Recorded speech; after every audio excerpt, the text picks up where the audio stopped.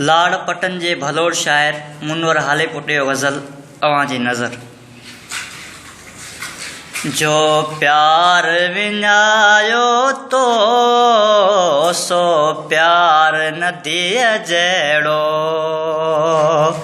जो प्यार विञायो तो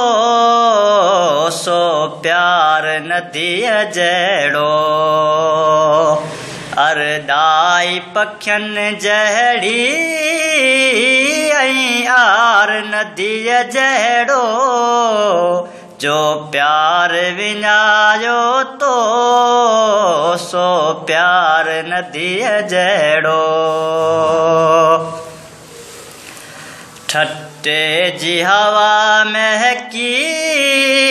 वजदान में गाए पई, ठटे जी हवा महकी वजदान में गाए पई,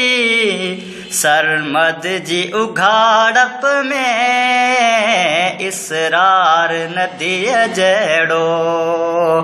सरमद जी उघाड़प में इसरार नदीअ जहिड़ो, अरदाई पखियुनि जहिड़ी ऐं आर नदीअ जहिड़ो, जो प्यार विञायो तो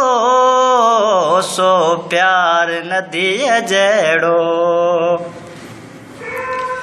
मोहब्बत जी रवानीअ खे साॻियो ई रिधम आहे, मोहब्बत जी रवानीअ खे साॻियो ई रिधम आहे, के पूर समुंड जहिड़ा को पार नदीअ जहिड़ो, के पूर समुंड जहिड़ा को पार नदीअ जहिड़ो, अरदाई पखियुनि जहिड़ी ऐं आर नदीअ जहिड़ो, जो प्यार विञायो तो सो प्यार नदीअ जहिड़ो। दिल पंहिंजे हिंदोरे में ही राज़ पई लोॾे, दिल पंहिंजे हिंदोरे में ही राज़ पई लोॾे, हिकु शख़्स हुयो मुंहुं में हा तार नदीअ जहिड़ो, हिकु शख़्स हुयो मुंहुं में हा तार नदीअ जहिड़ो,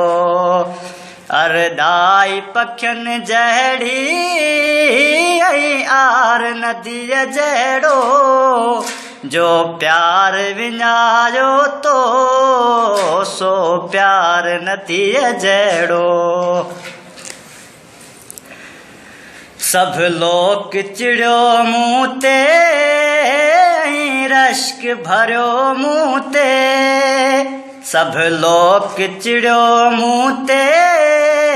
ऐं रश्क भरियो मूं ते, महिमान थियो मूं वटि हिकु यार नदीअ जहिड़ो,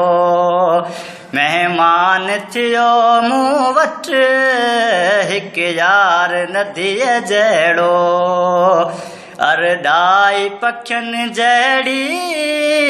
ऐं आर नदीअ जहिड़ो, जो प्यार विञायो तो सो प्यार नदीअ जहिड़ो।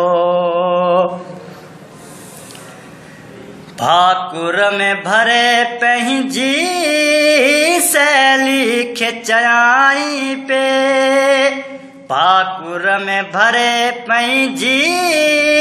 सहेली खे चयाई पे, दिल में लही वियो आ दिलदार नदीअ जहिड़ो,